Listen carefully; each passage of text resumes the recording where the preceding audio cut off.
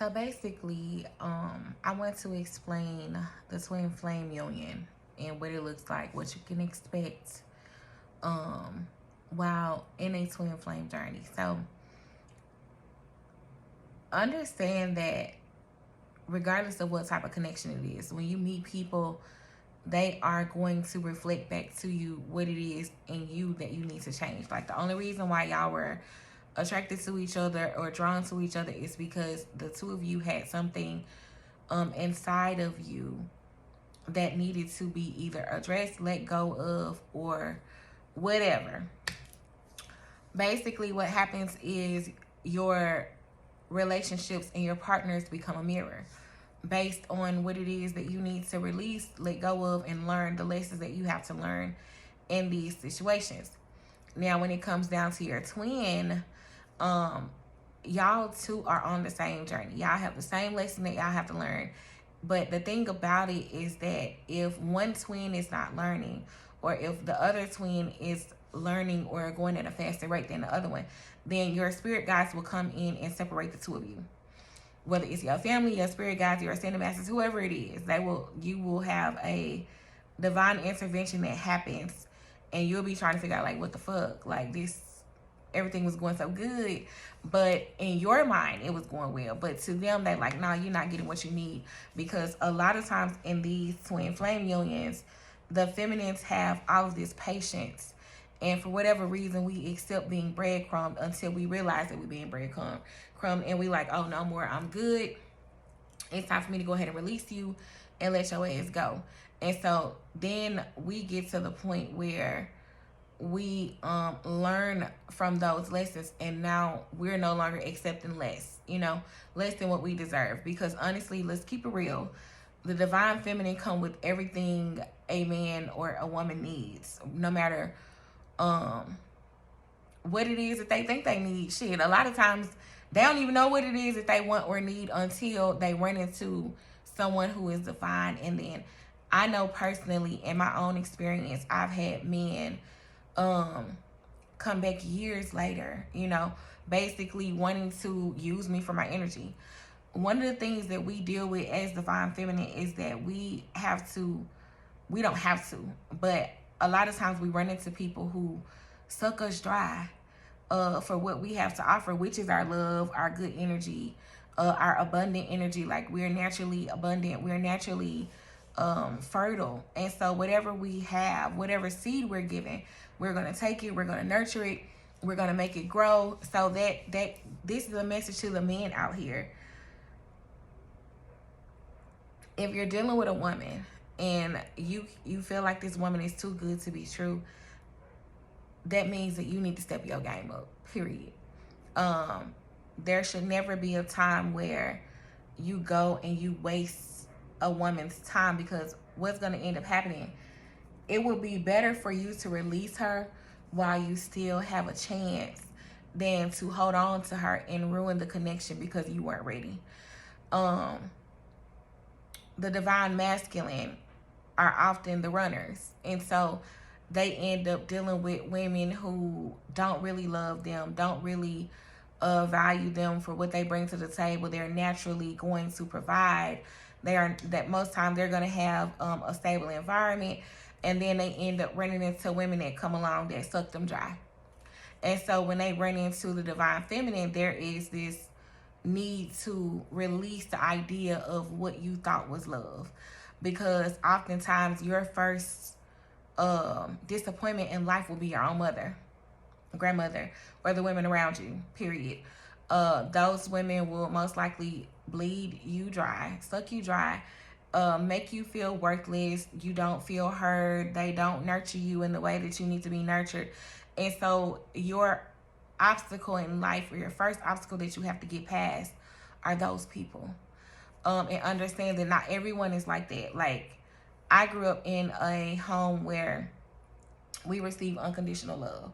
Now, being someone who grew up in a home where I had both my parents and also grandparents who loved our dirty draws, I didn't grow up in survival mode, you know what I'm saying? Because if my parents didn't do it, my grandparents did it. And so I grew up in a very fortunate home, and this isn't to brag, this is just to kind of give a little background as to why certain people can give love freely while others feel like it's something that they have to protect and hold on to. So for the people who grew up in those environments where they did not receive love, it's a real struggle for them to release what they thought, or the idea of what they thought was love, and relearn. Because honestly, you go through so many ego deaths in life in general. You know what I'm saying? Like, most times when we're going through transitions, you're going to run into Scorpios, because Scorpios are going to give you unconditional love. They're very loyal.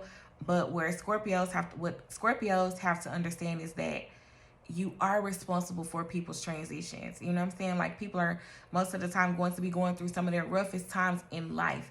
And in order for them to really feel loved and supported, they're going to run into a Scorpio, someone who's used to having to go through deaths and rebirths and things like that. Because, I mean, hell, y'all, we in charge of the deaths and the rebirths. You know what I'm saying? It just is what it is. I mean, I don't know how else to break it down to you.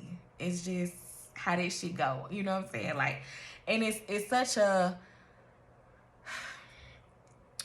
difficult thing to accept and process, because a Scorpio is a fixed sign. I have a Scorpio moon. So I don't typically, my emotions are very black and white. Ain't no in between with me. It's either you is or you ain't. Bitch, you gonna have to pick a side, because otherwise this shit is not gonna go how you thought it was gonna go. And when I get ready to pop out on your ass, you're not gonna like it.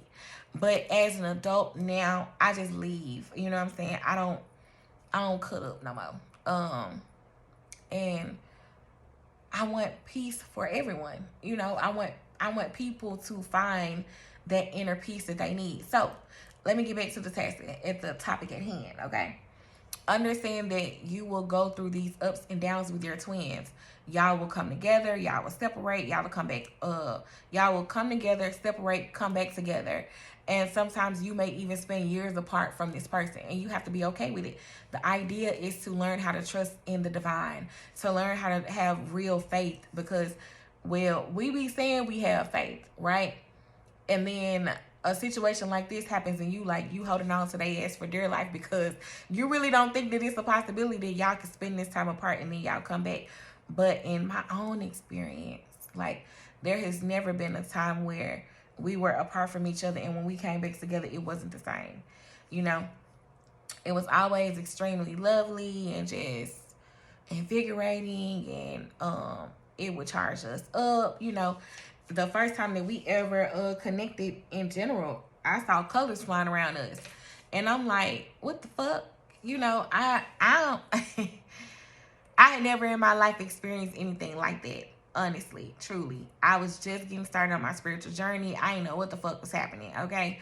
At that time, I was wearing all kind of crystals and stones and talismans and protection pieces around my motherfucking neck. And so, this man has seen me in so many different phases in my life.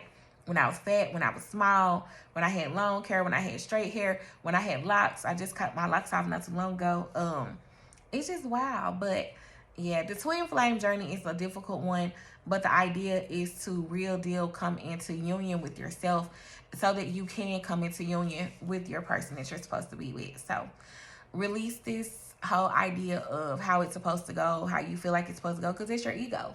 Like, your ego will keep you trapped in so many different ways. And so it's important to real deal understand that you have to have faith in your connection, in the divine, and how this shit is supposed to really go, because it can be a difficult thing to accept. I know. But I get so many people in my comments asking me, are me and blah, blah, blah going to get back together? Are we going to? Yes, if it's meant. Like, it's okay. You got to release it and be okay with that, okay? I love y'all. I don't know how many other messages I'm going to upload, because I intend to do some clients tonight. So, until then, though, I'm going to be uploading messages, I think, about the spiritual journey, the path, all the different things that y'all may want to know and need to know. But make sure you hit the like, the share, subscribe button, and turn your notification bell on. And until next time, I love y'all.